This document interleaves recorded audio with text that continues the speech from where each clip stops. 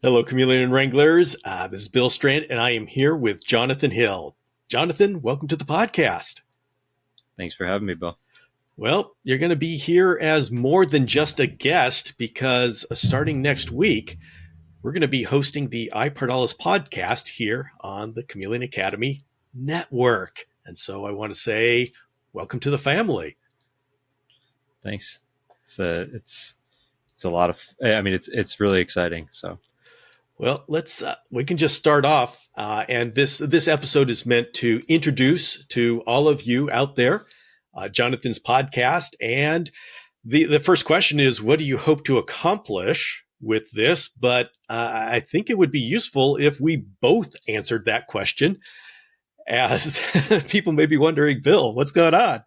So how about I'll just start and answer that question myself, and then we can let you answer that.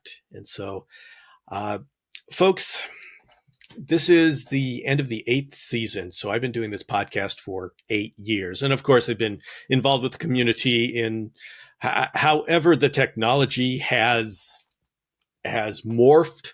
I've morphed with it. And the podcast became a medium that I started to work with back in 2015.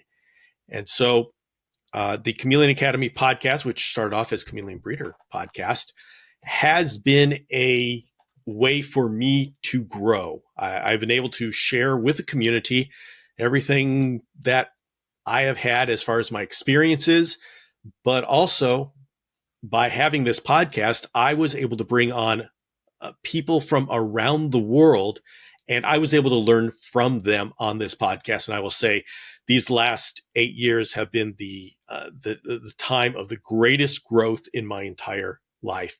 And that's what happens when you challenge yourself every week and you listen to new ideas and perspectives. Now, the chameleon community is much different now than it was 10 years ago. There has been an incredible growth and evolution within our community. And one aspect of that is that our community has gotten more nuanced and has evolved in a number of ways that it's a little bit hard for one person to be part of it all. And one part of the community that has grown tremendously is the panther chameleon breeding community. Sure, I talk about panther chameleons, their care, breeding, and all of that as an educational topic as to how to do it. But there's a whole community that has developed around panther chameleon breeding, and that is the reason why I'm very excited to have Jonathan join me here on this podcast, because he lives it. He knows the ins and the outs. He knows the subjects and the issues facing people who want to be in breeding panther chameleons. And this isn't just like any other chameleon. Panther chameleons form the foundation of our community growth. And so it's a community that's critical to the future of our community. And so I am bringing on Jonathan with his own podcast, because I think that's the best way that he can share and the way that he can grow in whichever direction he chooses to grow. And so the way this is going to work is that Jonathan is going to have the iPardalis podcast, and that is going to be a podcast unto itself. I'm not going to be part of this. He's going to be selecting all of the guests. He is going to be selecting the topics, and you are going to be getting the iPardalis podcast in the same feed as the Chameleon Academy. That's why this is now the Chameleon Academy network, because now I'm getting together other voices in the community. And I believe that is the best way for this podcast to grow and remain relevant to the needs of our community. So, Jonathan, what do you hope to accomplish by starting a podcast? Yeah, no pressure, right? Yeah. I mean, I see this as a great opportunity to do exactly what you've been doing. Essentially, like you see, a post, maybe on social media, or even just a message on the Chameleon forums, and you're like, hey, this is a topic that we could spend an entire hour on. You might not have the time right now to go back and forth on a thread and thumb it out, but we could sit down for an hour or a 30-minute session and actually really dig into the topic, go back and forth in a way that's not social media where it's like all sorts of random tangents and people jumping in to either interrupt or it take the conversation in all sorts of random directions with memes and so forth. I feel like the thing that I really enjoy about podcasts is it's a conversation. It's almost like going back in time to before the social media world kind of took over people's lives, and where you can go into depth on anything that you want, have a real conversation face to face rather than the way that it often is on other media. And I really enjoy that that method of communication, that method of learning. And I know I've put together a few of the episodes so far, and I know I've already learned a ton and really enjoy the privilege to be able to sit there and just ask questions, listen to answers, let the conversation go where it's going to go, and definitely something that I'm very excited about. So, Okay.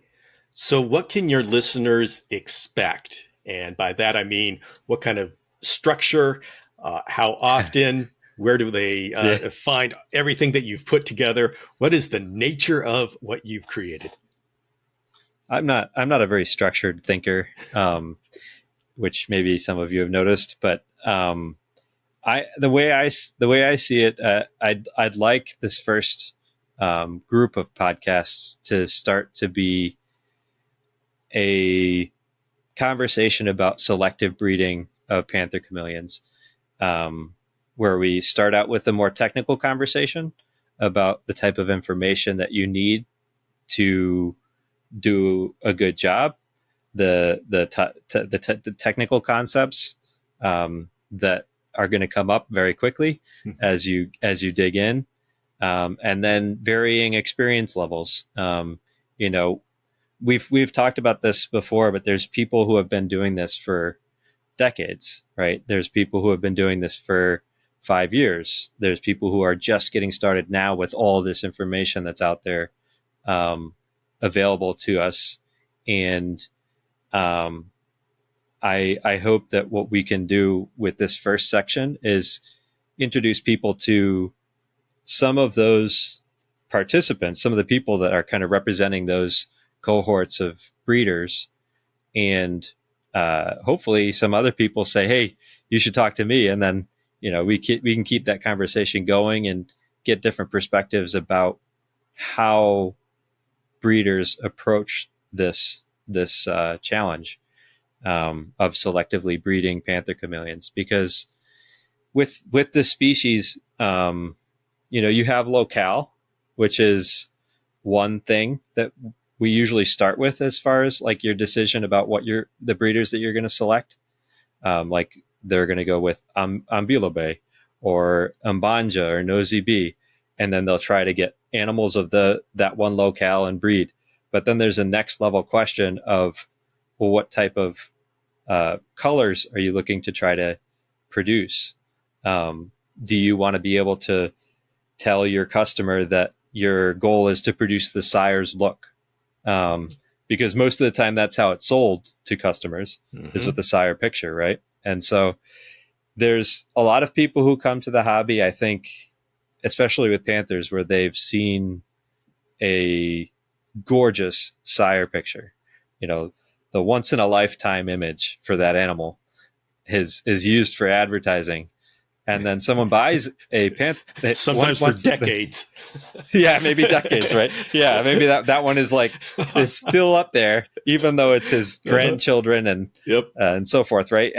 And the customer experience is very jarring sometimes, right? They get the animal that comes to them when they get into the hobby is often a disappointment, right? That initial is like, I've seen this phenomenal, absolute, like once in a decade type animal when I made my purchase. And then, I got this little green thing in the mail, Mm-hmm. or brown, or, it doesn't have any color. Right. And so then you're watching them develop, but then at the end, you get an adult, which is gorgeous and phenomenal. But what I want to try to help with, both on the breeder side, because some breeders who are just getting started, they don't know how to reliably achieve their goals, right? And so when they are selling based on those images, it's not a dishonest thing. It's really just a skill thing, an experience thing, a knowledge thing. And so for them, I hope that they can come to this podcast and gain some of those skills, gain some of that knowledge, and then be more likely to achieve their goals. It's not that they're going to, because it's really hard, but at least increase the probability of that. And then also on the customer side, they should be able to take this series, and then at the end feel a little bit more comfortable with the results, rather than that initial disappointment that they had. They understand the complexity of it, how hard it is, and possibly how they could make a better decision next time as a customer, the types of information that they need to gather, and the types of breeders potentially that they want to work with, because we'll have some really good people on who are talking about their strategy, and I hope that we can highlight some people that are trustworthy and worthy of being supported. So that's the other side of it, I think, is from the customer's perspective. They'll gain some of that knowledge, some potentially gauging their expectations for what they're getting into. And then on the breeder side, hopefully help them increase the probability that they're going to achieve their goals. All right, so let's go ahead and you've touched on this, but let's attack it head on. Who do you think will enjoy listening to this podcast, and who will benefit from what you go over? Panther chameleon nerds, I would say. The people who are really into the species, who want to go in deep. They want to understand some of the more, even some niche topics about different locales, and even debates that we've been having in the panther chameleon breeding community. People who enjoy that stuff will enjoy the podcast. I'd say anybody who's interested in genetics, it's an interesting genetic story. So it's not a simple Mendelian Punnett square type situation. So for that reason, I think it's a really interesting conversation. People who like genetics, and there's a little bit, I think, from a probability standpoint, if you like stats, you probably enjoy this podcast too. But yeah, so there's some nerdy stuff. I would say it's also for people that are just trying to find a way to really enjoy their experience with their panther chameleons. I don't know, when I get into a new species, I always I want to find books, I want to find magazines and blogs, and I want to dig in. So I feel like this is just more of that type of medium for people.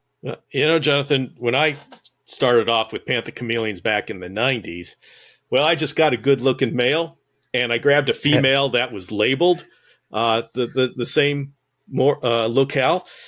Why is all of this important now?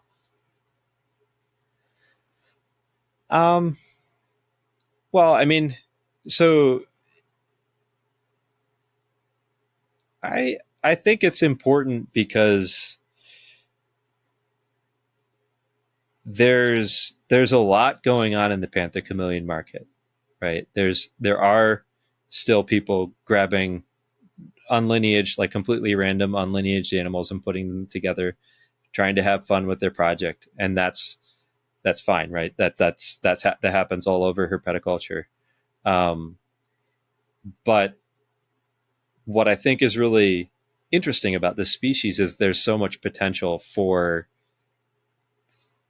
doing better, right? There's so much potential for reliably achieving wild type looks for different locales, for trying to, there's so many different things that we haven't really been able to achieve, I feel like, on a consistent basis. And so, and there's also a lot that like none of us can achieve alone, right?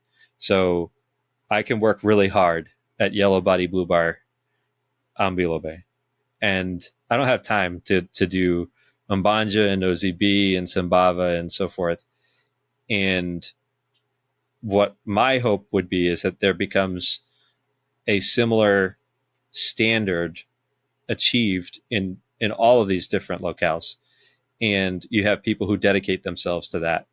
And I think that when I got started, some of this information was not easy to find. I did Didn't start exist. to gather it to, yeah, either it sometimes didn't exist, right? And then over the years, it started to become like there are some great resources. That's why one of the people that we interview is Torsten Negro and Alex Lub, who've put together madcam.de. I remember when I got started, there were some galleries. They've added a ton of really good stuff, though, like the 3D panoramics, the even more images, the temperature data, etc. So there's tons of stuff on there now that they've added over the years. But and I think that this podcast, again, we can kind of, it's an opportunity for people who think they've achieved something to tell their story, right? I think that's a really cool thing too, is we find people who have been working on something for years, get them on, talk to them and help them tell their story so that people can hear it. And then also help them differentiate themselves from some of the other things that are happening in the market. It's like, okay, yeah, that is a really cool project that person has been working on for, I don't know how many years. That's the person I want to support. That's the person I want to get involved with. And so I think that's also one of my goals, is to help bring some of that stuff up and highlight it. Now, this is when I originally presented this idea to you. I presented it in the way that this was going to be a mini series that would only be 4 or so episodes. And the reason I did that is because I didn't want to intimidate people, overwhelm somebody with the idea of having to do this every week for the rest of their life. And so, and Jonathan has gone a little bit above and beyond. So with the episodes. So what is your plan as far as how many episodes and your future in working with this podcast? Well, I've got a couple of people that I've reached out to and have still would like to interview. And the way I see it is, this is a topic that's really difficult to cover and say we're done. So I think that what we'll have first is the initial collection, just to help set the tone, help people understand what it's about.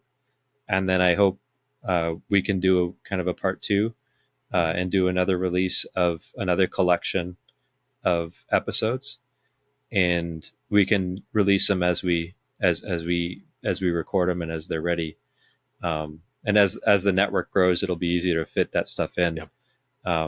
With everybody else who's getting involved. But that's the way that I think about it, is there's going to be continued need for this topic, right?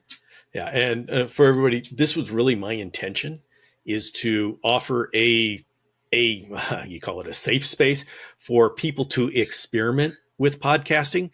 Because when you say, okay, I want to do a podcast, it's intimidating to just jump in, and now you're having to do one every week. And, it's exciting to begin with, but after a while, we have this thing called pod fade, which is when people start a podcast and then all of a sudden it just falls off the face of the earth because it's not fun. There is a lot of work that goes into creating an episode. And so by having people like Jonathan do a certain number of episodes and put them on the Chameleon Academy, it takes away the need for them to do it every single week. They can do 4 to 8 episodes and then take a break. And then when they're ready to do 4 to 8 episodes again, they're free to come back. And so my intention is to create a space where they can come when they are ready to share something. And that's the way that we're going to be getting more of these voices on this podcast and sharing with you. So, Jonathan, what, say you're working with this and you do a couple of these episodes, when the dust settles and you're looking back at what you've done, what do you think you would want to accomplish to be able to say, that was worth it. I did it. I had fun. What is it that you personally hope to gain from this? That's a good question. I mean, I enjoy good conversations, and honestly, there's certain things that I've already achieved that I'm content with.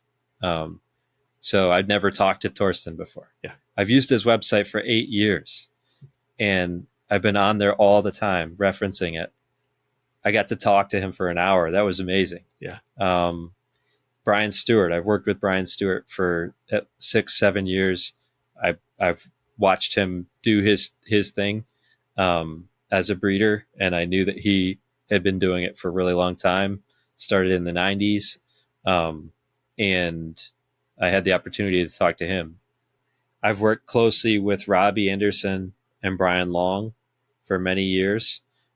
We've never seen each other's faces, right? We've always been talking on Facebook, and we got the chance for the first time in this podcast to just sit down on a Sunday and talk, just the three of us. So that's already a huge win in my mind. I've already been able to use it as an excuse to sit people down and get to know them in a way that I didn't before. And I see it as, similar to other parts of our community, like expos. When you go to expos, you meet people, you exchange ideas, and you continue to improve in what you're doing. I just see this as an opportunity to do more of that, and already have seen that in the first couple episodes. So. Yeah, I've noticed in the episodes that we've been working on, you do a lot of asking questions and you're learning through these episodes. And I see that's exactly what makes me excited to do the Chameleon Academy in the first place. And I went back and I counted, and I have had over 100 guests on this podcast. And that has enriched me deeply as far as 100 different perspectives that I've had to reconcile. I've learned from, reconcile with what I thought I knew. And when you start dealing with people around the world, they quotes grew up in the chameleon community in a totally different environment. And so you have to say, okay, that's not how I grew up as a screen cage Southern California boy, but now we've got another lens, someone using hybrid cages and fogging. Okay, what's going on here? So it's been an incredible, eye-opening experience. And I just love that I see that you're doing that and you're starting that as well. And I'm excited to watch you as you grow and you explore these corners that I am not necessarily in. And so this is going to be great for me. Yeah. I mean, there's all these things that, as a breeder, as someone who's in it every day, talking to customers, talking to other breeders, that become kind of common knowledge among the people who are doing it every day. And to some degree, we're going to pull some of that out, bring it into podcast format, so some other people can be involved with it and understand, like, why is it important? Like, why do we care about these things? Because sometimes it might be weird if it's out of context. But in some of these conversations, we do pull it out. like, whether there's various debates that are going on related to locale purity, related to consistent results, females that don't prove out, all of these things that are huge. Like, it's important for us to talk about these things because it helps people come up with, well, just learn what's going on in the industry and be able to make good decisions, be able to participate in the way that they want to. And I think that's important because often people, they get involved, they don't really know what they're getting involved with. And I hope that this is an opportunity for us to educate people along with ourselves about what's going on and hash it out. So now that you've dipped your toe into this world, what is the hardest thing to starting a podcast?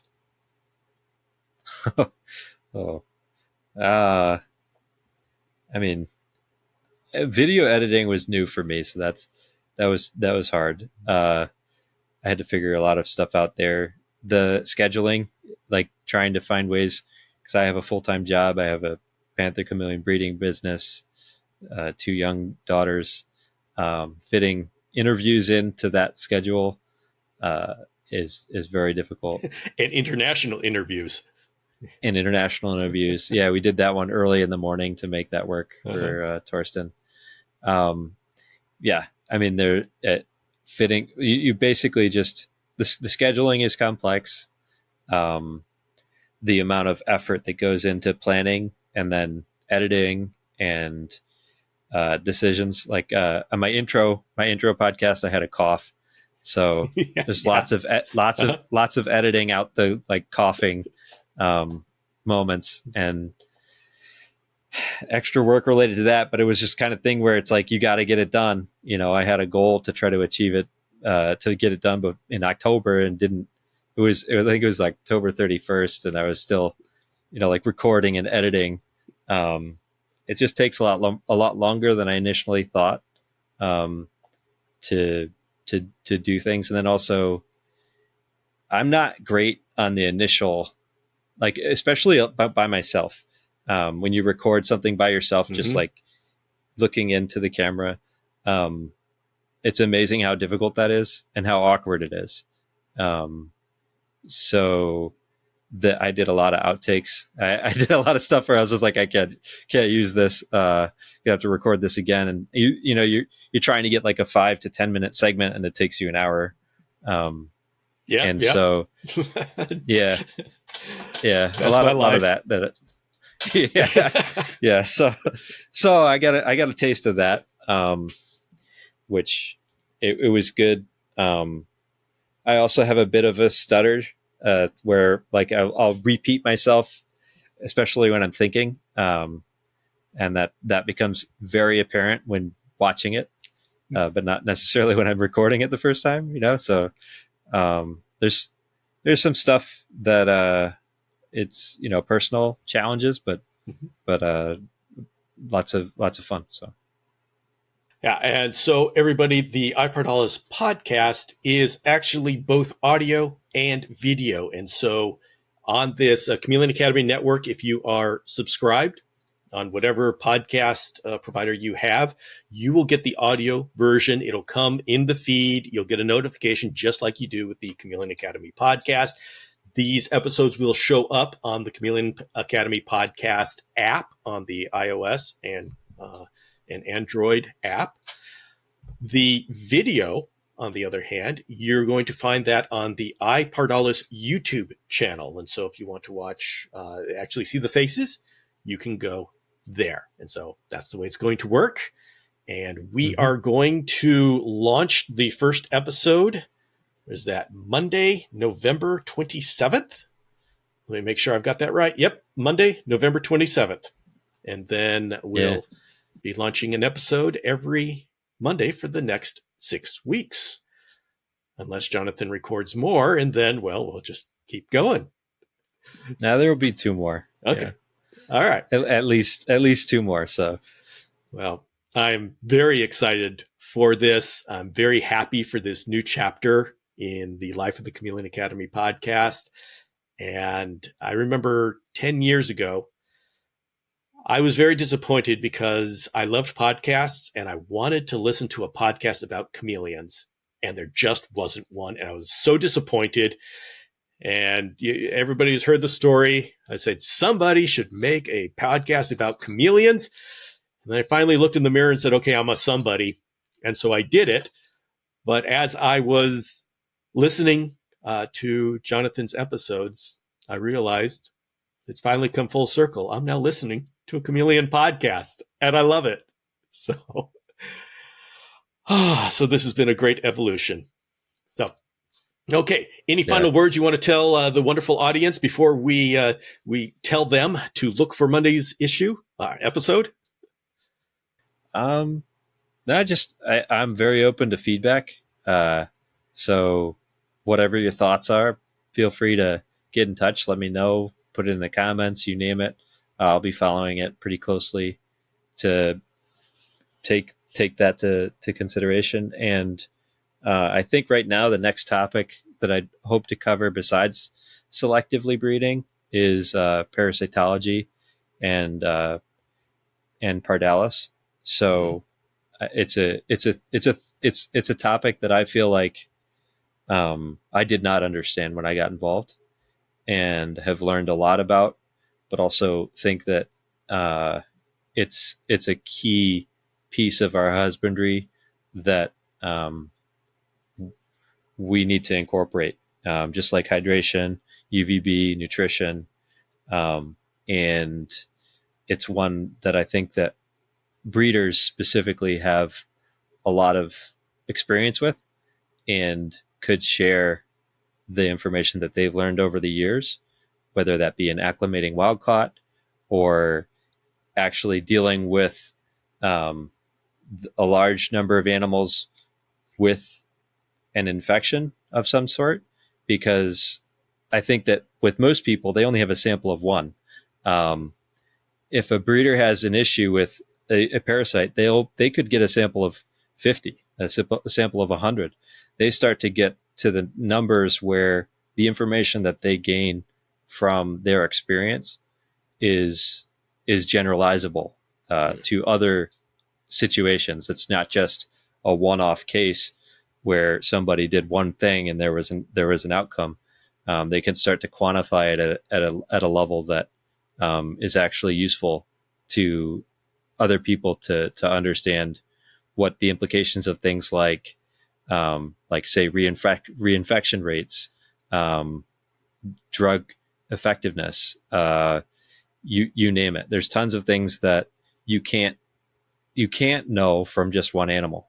You can only know if you have a large number of animals, and if you have experience with multiple treatments, maybe, and so forth. And so I think that it's another area where breeders who we're talking to in this selective breeding series have something to share with the rest of the community. Okay, it sounds good, and I'm sure all of you now listening in realize what kind of potential we have coming up in 2024 as we start exploring all these very cool subjects. Yeah. All right, Jonathan, thank you for coming on and introducing your podcast, and we will see you on the iPardalis podcast.